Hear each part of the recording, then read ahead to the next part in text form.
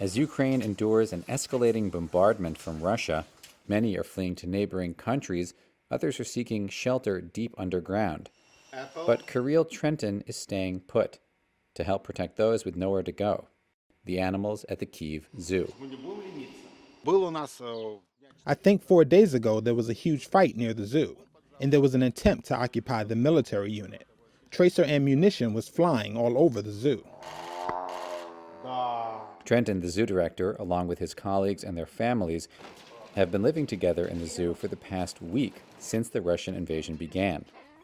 They call themselves a zoo military commune. It's stressful for animals, and in the morning after, we have to look if anybody was hurt. But there were no obvious signs of injuries, and no one dead. But birds were hurting themselves while hitting on cages.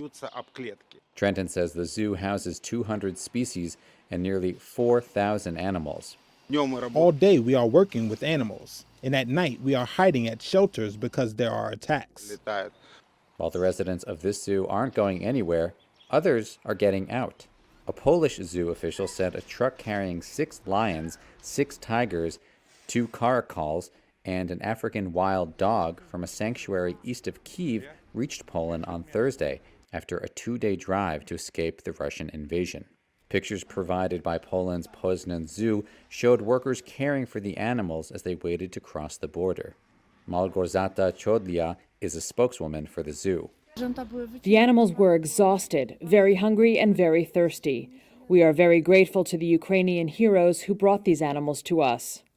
Chodlia told Reuters that the animals had been taken to the border by a driver and 3 older men with no experience handling wild animals and who had now gone back to Kyiv to defend their city.